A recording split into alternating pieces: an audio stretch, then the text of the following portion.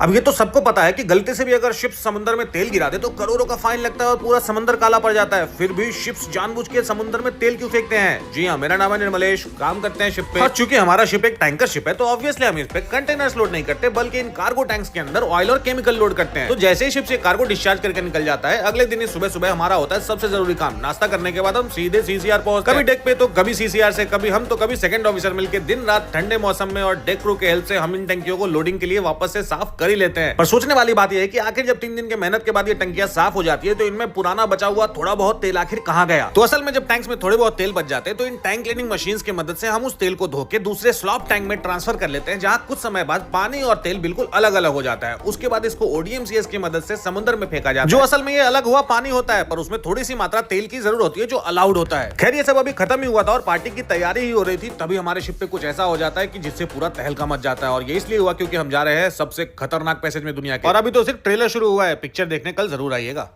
अब ये तो सबको पता है कि गलती से भी अगर शिप्स समुद्र में तेल गिरा दे तो करोड़ों का फाइन लगता है और पूरा समंदर काला पड़ जाता है। फिर भी शिप्स जानबूझ के समुद्र में तेल क्यों फेंकते हैं? जी हाँ, मेरा नाम है निर्मलेश, काम करते हैं शिप पे। और चूंकि हमारा शिप एक टैंकर शिप है तो ऑब्वियसली हम इस पे कंटेनर्स लोड नहीं करते बल्कि इन कार्गो टैंक्स के अंदर ऑयल और केमिकल लोड करते हैं। तो जैसे ही शिप से कार्गो डिस्चार्ज करके निकल जाता है, अगले दिन ही सुबह सुबह हमारा होता है सबसे जरूरी काम। नाश्ता करने के बाद हम सीधे सीसीआर पहुंचते हैं। कभी डेक पे तो कभी सीसीआर से, कभी हम तो कभी सेकंड ऑफिसर मिलकर दिन रात ठंडे मौसम में और डेक क्रू के हेल्प से हम इन टंकियों को लोडिंग के लिए वापस से साफ कर ही लेते हैं। पर सोचने वाली बात यह है कि आखिर जब 3 दिन के मेहनत के बाद ये टंकियां साफ हो जाती है तो इनमें पुराना बचा हुआ थोड़ा बहुत तेल आखिर कहां गया? तो असल में जब टैंक्स में थोड़े बहुत तेल बच जाते हैं तो इन टैंक क्लीनिंग मशीन्स की मदद से हम उस तेल को धो के दूसरे स्लॉप टैंक में ट्रांसफर कर लेते हैं, जहां कुछ समय बाद पानी और तेल बिल्कुल अलग अलग हो जाता है। उसके बाद इसको ओडीएमसीएस की मदद से समुद्र में फेंका जाता है, जो असल में ये अलग हुआ पानी होता है, पर उसमें थोड़ी सी मात्रा तेल की जरूरत होती है जो अलाउड होता है। खैर ये सब अभी खत्म ही हुआ था और पार्टी की तैयारी ही हो रही थी, तभी हमारे शिप पे कुछ ऐसा हो जाता है कि जिससे पूरा तहलका मच जाता है। और ये इसलिए हुआ क्योंकि हम जा रहे हैं सबसे खतरनाक पैसेज में दुनिया के, और अभी तो सिर्फ ट्रेलर शुरू हुआ है। पिक्चर देखने कल जरूर आइएगा।